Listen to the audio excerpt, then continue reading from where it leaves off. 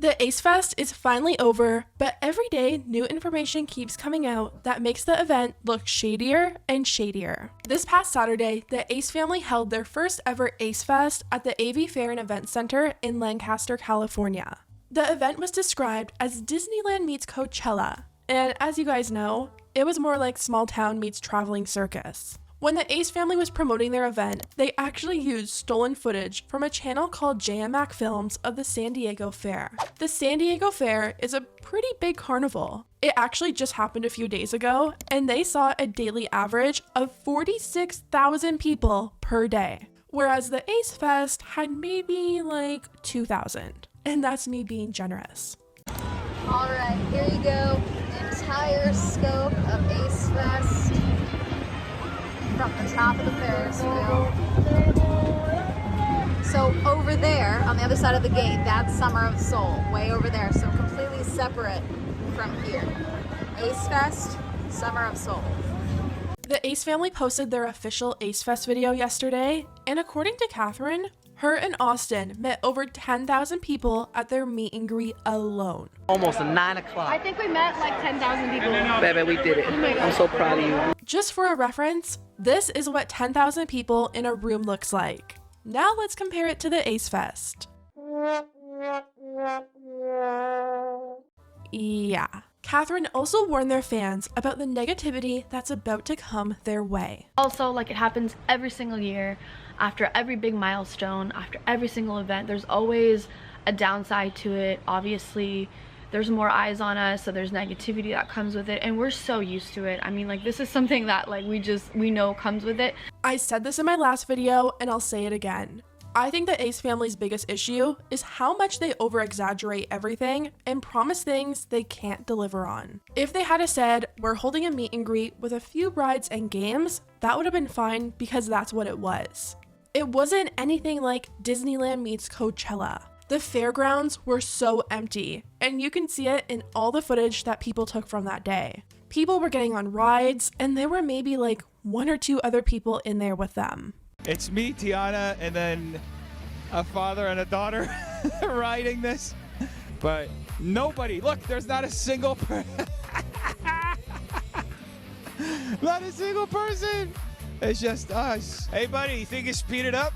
But I can remember going to my local fair and having to wait in line and the ride being completely packed every time. It's clear that the real reason people were at this event was to meet the Ace family. It kind of seems like it was their way of charging people a ton of money for a glorified meet and greet. If this fair was just your normal local fair and had no affiliation with the Ace family, no one would be paying $100 per person to get in. Atozi actually walked around and he asked people if they felt like they got their money's worth, and the results weren't very shocking. What are your thoughts on the event so far? I was expecting more. You were? Yeah. Aw. But I like it. I approve. Do you feel like it was worth your money? No, not much. Aw. What are your thoughts on the event so far? Carnival, I guess. Yeah. It's a normal carnival. Do you feel like you got your money's worth? What's your thoughts on the festival so far? It's pretty, I don't know, not as busy as I thought it would be. Do you feel like you got your money's worth for the event? Aw. I think you would have to be a die-hard Ace family fan to truly think that you got your money's worth. There were just so many things about this event that didn't live up to people's expectations. Promising a wildlife park but not having one, which I was okay with, but still. Don't promise it and then not have it. They said there were going to be performers, but they didn't have any. The games were also a huge letdown for people. They advertised free games on the flyer, but they weren't actually free. Yes, you could play as many games as you'd like for free, but to actually win the prizes, you had to trade in a ticket, and the tickets cost money. My friend is asking how the prices work. And then for the milk can, one of the water, right here as well. Those are one. So it's one ticket? What do you want to throw? Oh, the star? The dart? You gotta land it in the white of the dart. The dart's in the white, so it can't be around the trimming of the blue or red.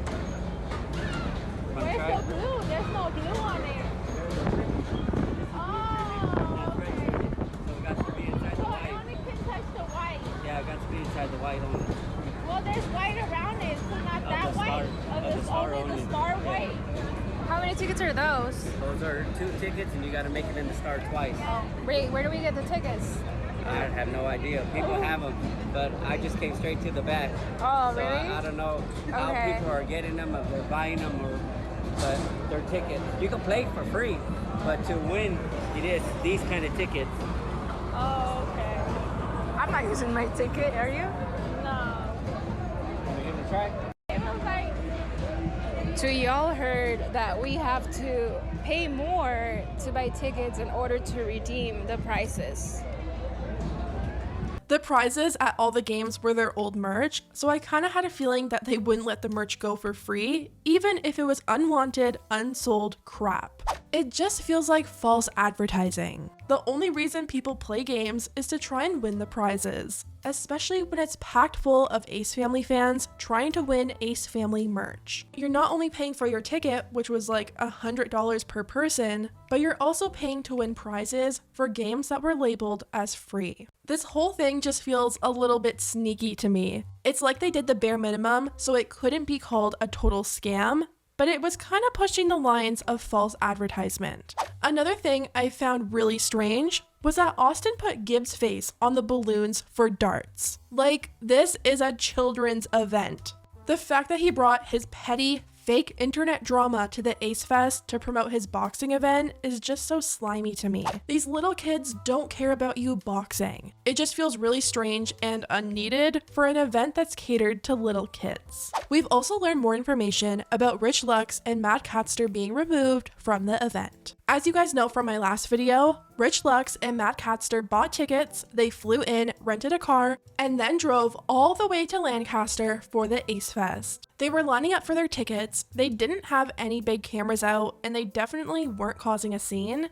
And then all of a sudden, they get pulled from the line, harassed, and told to leave. Might have something to do with Celebrity news, gossip. Oh, that's you that. know, Oh, it's TMZ. just gossip. Oh, okay. Maybe just shitting on people. That's All what it is, right? See you later. Yeah. Exactly. Thank you. Shitting on people for no reason? Yeah. All right. Both Rich and Matt Catster weren't fighting them. They were just like, okay, whatever, we'll leave. But Austin's team kept filming them and egging them on, trying to get a reaction. After this video came out, a lot of people started to notice that the 2 people who were recording them were actually posted on Austin's Instagram story only a few hours later.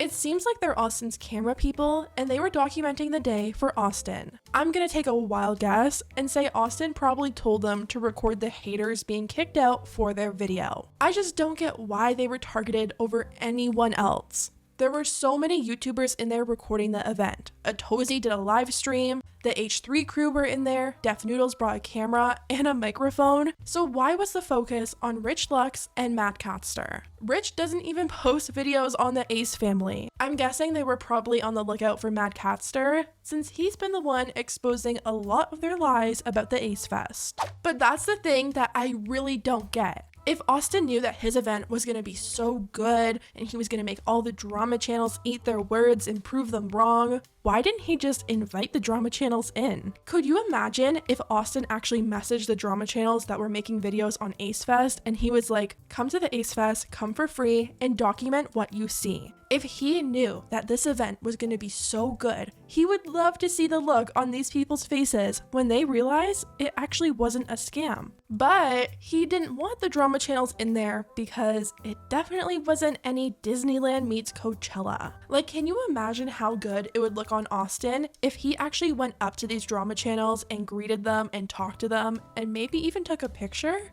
That would make Austin look so much better than kicking these people out, harassing them, filming them, and saying that they can't come in because they're drama channels. I just don't get it. Obviously, this guy has no media training because what he did just made him look so petty and it was honestly pathetic. Matt Catster actually bought a ticket to the event next door in case he was kicked out of the Ace Fest, and Austin security told him that he couldn't go into that event either. Summer of Soul Festival, I think we were right. Yeah. That it's all the same thing, because when I told him, well, I've got a ticket for Soul Festival, he was like, well, you can't go in there either.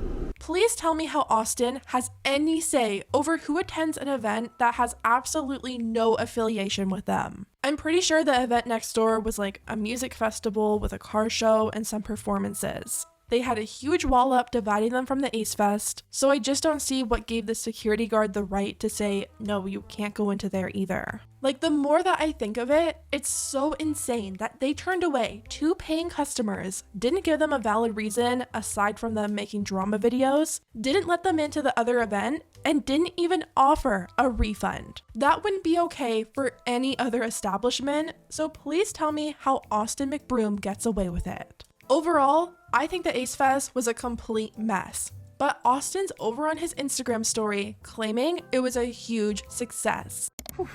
We made it to the next day, guys. Yesterday was a very long, fun, and exciting day, and me and the family just want to say thank you guys again from the bottom of our hearts for coming out and showing so much love. Oh my gosh, it was our first Ace Fest and it was a success. Thank you guys again. We love you guys so much. If you didn't come this time, hopefully you can make it to the next one. We love you guys. Thank you, thank you, thank you. I guess it was a success for Austin. They succeeded in charging people $300 to $500 for pretty much what was a small town fair. The only positive thing I've seen being said about the Ace Fest was actually about Catherine. I've been seeing so many TikToks of Catherine just being really sweet with her fans, stopping to talk to people, and actually looking interested in what these people had to say. My friend Liz and I were cooling off by the meet and greet lounge when the whole Ace family walked by us. My headache literally went away after seeing them. Hi, Catherine. Hi, Austin. Hi, good and you? She also stopped to take a picture with someone even after the security told them no. The bodyguard said no, but Catherine turned back around to take a picture with my daughters and I. Austin photo law. I was in shock, as you can see. Get going. Can we give a minute? Sorry. Okay. She's with the babies. So that definitely was nice of her, but also, I'm pretty sure they were on a high knowing how much money they probably made from this. If a normal parking lot fair can pull off the same thing for like $10 per person, imagine how much money they probably made charging $100 per person. It's just crazy to me, but I guess when you have kids for fans that don't really know any better, you can get away with it. Anyways guys, let me know what you think about everything down below, and I'll see you next time.